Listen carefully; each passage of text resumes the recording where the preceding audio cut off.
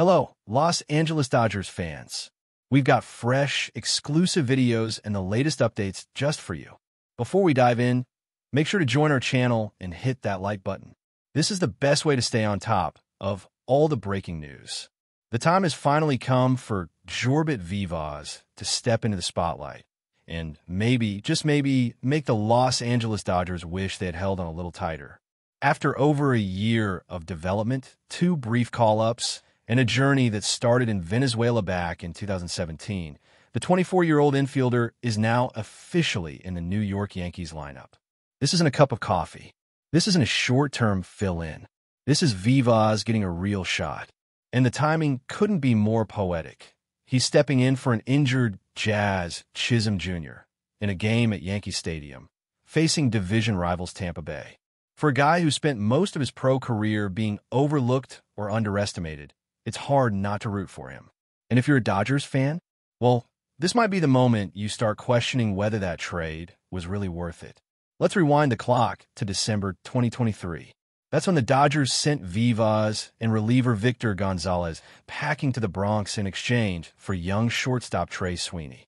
At the time, it didn't make huge headlines. Just another swap of prospects and role players. But now, with Sweeney long gone from LA and Vivas wearing pinstripes, the narrative feels a whole lot different. For Vivas, this isn't just a debut.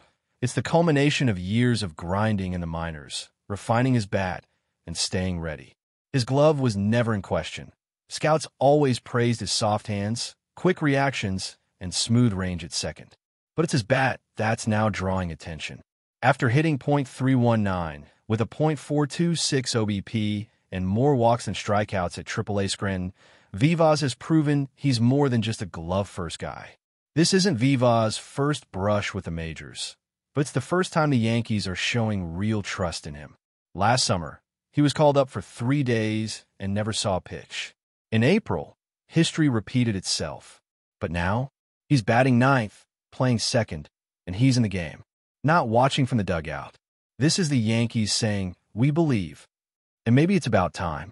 Because even though Vivas didn't light the world on fire with the Dodgers' AAA affiliate back in 2023, slashing just a .633 OPS, something clearly clicked after the trade. New environment, new coaching, new confidence. Whatever the case, the version of Jorbit Vivas the Yankees are getting right now is one who looks hungry and ready. Let's not forget, the Dodgers once considered Vivas one of their top prospects. At his peak, MLB Pipeline had him ranked number 9 in their entire system. That's no small feat, especially in a deep farm like LA's.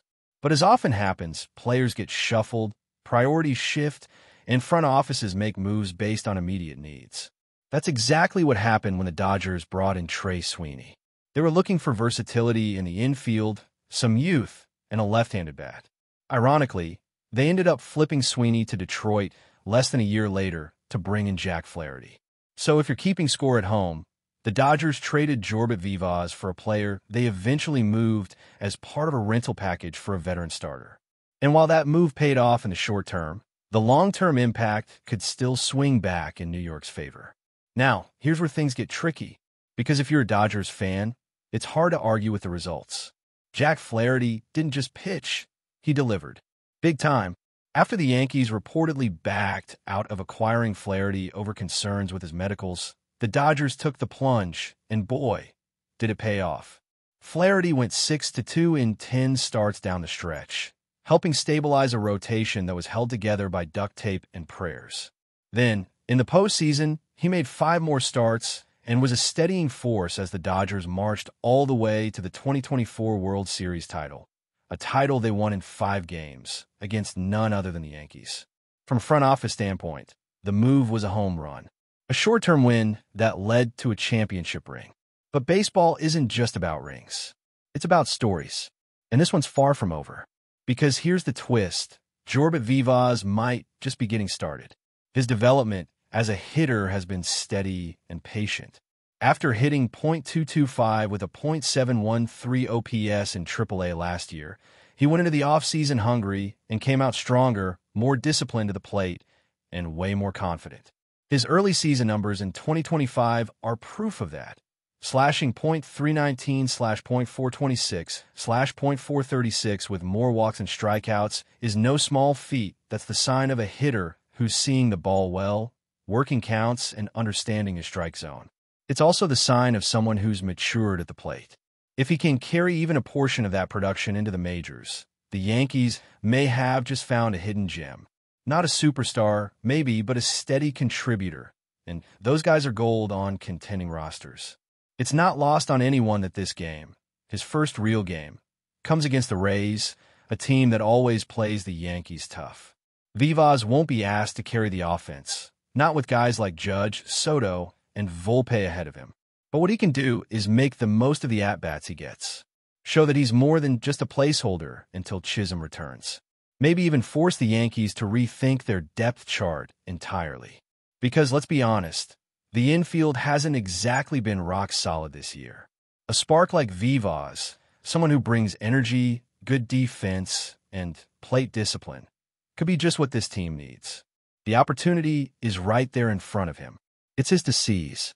And knowing Vivas' journey, he won't let it slip away easily. This is also a personal moment for Vivas. For a kid signed out of Venezuela at just 16 years old, who spent 5 long years in the Dodgers system trying to break through, today must feel like the reward for all the grind. All the bus rides, the early workouts, the nights studying video, the language barrier, the pressure. He's not some bonus baby. He wasn't a top 100 MLB prospect. He had to fight for every promotion, every scout's attention. That's the kind of player fans love to root for. The underdog who refuses to quit. And now, under the bright lights of Yankee Stadium, he's got a shot. That's the magic of baseball. 1 minute you're toiling in Scranton, and the next you're playing under the lights in the Bronx. So here we are. 1 year and 5 months after he was traded away, Jorbit Vivas is back in the headlines, and the Dodgers can only watch from a distance. Sure, they got their ring. No regrets there. But you have to wonder if they'll be kicking themselves down the road if Vivas blossoms into an everyday guy in New York. Because while championships matter, so does sustainable talent. And for a team that prides itself on developing homegrown stars, letting one slip away always stings a little. For now, though, the stage belongs to Vivas. He's wearing pinstripes. He's in the lineup, and he's got a chance to prove he belongs. Not just to the Yankees, but to everyone who doubted he ever would. But before we move forward, don't forget to join our channel and give this video a like. Your support helps us keep delivering the latest news about the Los Angeles Dodgers. We'd love to hear your thoughts on the news, so drop a comment below. It's not every day that the peaceful waters of a Major League Baseball clubhouse turn into a stormy sea. But when a star like Mookie Betts takes a stand, the entire baseball world takes notice. This week, the Los Angeles Dodgers, a team known for its deep talent, strong leadership, and usually harmonious clubhouse, found themselves at the center of an unexpected controversy that's got fans, analysts, and insiders buzzing. And the storm? It all circles around one name, Michael Conforto. Now, if you're just catching up with the drama, buckle in, because this one goes deep. Multiple sources close to the Dodgers organization have confirmed that Mookie Betts, the perennial all-star, MVP, and one of the undisputed leaders of the Dodgers clubhouse, has told team management that he can no longer play alongside outfielder Michael Conforto. That's right. The face of the franchise has drawn a line in the sand. Let's take a step back. Mookie Betts is not the kind of guy who courts controversy. Since arriving in Los Angeles, he's been everything the Dodgers hoped for and more. A leader on and off the field, a fan favorite, a clutch performer in the postseason, and a calming veteran presence in a locker room filled with big personalities and championship aspirations. So when someone like Mookie makes a public or even semi-public declaration about a teammate, it sends shockwaves not only through the team, but through the entire league. According to reports from insiders with knowledge of the situation, Betts approached team executives behind closed doors following a recent road trip and made his feelings known in no uncertain terms. He will not share the field, the clubhouse, or the uniform with Michael Conforto any longer. That's a bombshell. And the question on everyone's mind is, why? From the outside, there hadn't been any obvious tension between Betts and Conforto. The two had seemed cordial during spring training and had even been spotted chatting during batting practice on a few occasions. But sources say that beneath the surface, things were simmering. It all reportedly began shortly after Conforto signed with the Dodgers in the offseason. Now, Conforto came to the Dodgers looking to rejuvenate his career. After some up-and-down years with the Mets and a stint in San Francisco that never quite lived up to expectations, Los Angeles looked like a fresh start. But from the moment he arrived, it seems he may have rubbed some teammates, especially Betts, the wrong way. Reports suggest that Conforto's attitude in the clubhouse was not in line with the Dodger way. A culture built on professionalism, humility, and a team-first mentality.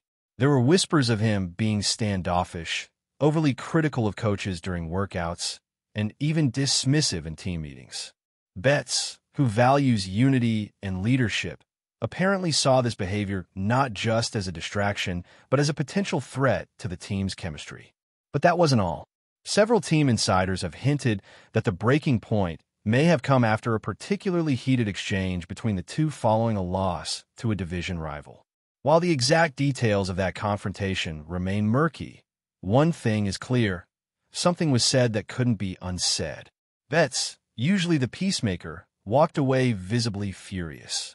According to those present, the altercation wasn't just about baseball strategy or a missed play. It got personal. The days that followed reportedly saw a noticeable tension in the locker room. Players avoided eye contact when the two crossed paths. Team meetings became quieter. The cohesion that has defined the Dodgers in recent seasons seemed to fray just a little around the edges. And that's when Betts made the call. He met privately with Dodgers president of baseball operations Andrew Friedman and manager Dave Roberts. The message was clear, sources say. It's either him or me. That's the kind of ultimatum you rarely hear in baseball, and almost never from someone like Mookie Betts. But he felt strongly enough about the situation that he believed action had to be taken for the good of the team. And that puts the Dodgers front office in a tight spot. On one hand, Mookie Betts is a franchise cornerstone. He's one of the most respected voices in baseball. If he's this adamant, there's probably a good reason. On the other hand, Conforto was a calculated acquisition. He's still a player with real upside, and the Dodgers invested in him as part of their plan to shore up outfield depth and add left-handed power to the lineup. But in this league, clubhouse harmony often matters as much as on-field talent. And when your leader says something is wrong, you listen. So what happens now? That's the million-dollar question. Publicly, the Dodgers have remained silent on the issue, offering only vague statements about internal matters and keeping things in-house. Neither Betts nor Conforto has addressed the media directly, though Betts' recent absence from post-game interviews has only fueled speculation. Sources inside the league suggest that trade talks involving Conforto have quietly begun. While nothing is confirmed, it seems clear that the Dodgers are exploring ways to resolve the situation before it escalates.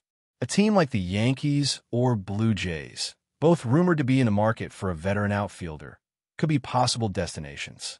Conforto still has value, especially to a team that believes a change of scenery could unlock his full potential. Meanwhile, players within the Dodgers locker room are walking on eggshells.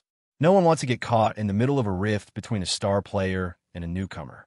Veteran voices like Freddie Freeman and Clayton Kershaw are believed to be working behind the scenes to keep the clubhouse together, reminding everyone that the ultimate goal is a World Series title, and that personal issues must not derail the mission. Still, it's hard to ignore the gravity of the situation. Mookie Betts isn't just another player. He's the heartbeat of the team. And when the heartbeat skips, the whole body feels it. In the end, this might come down to something bigger than baseball. It might be about respect, values, and what it means to be part of a team. Mookie Betts, for all his talent, has always stood for more than just stats. He's a leader, a role model, and a player who believes in doing things the right way. If he feels that someone in the clubhouse is threatening that culture, you can bet he's going to speak up, and that's exactly what he did. So now, the ball is in the Dodgers' court. Do they back their superstar and part ways with a player who hasn't fully integrated into the team's ethos? Or do they try to mediate, hoping cooler heads prevail and fences can be mended? One thing's for sure, this isn't just a blip on the radar. This is a full-blown storyline that could have ripple effects across the league. And as fans, we'll be watching closely to see how it all unfolds.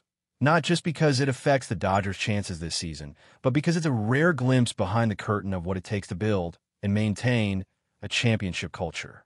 Will Michael Conforto still be wearing Dodger blue next month?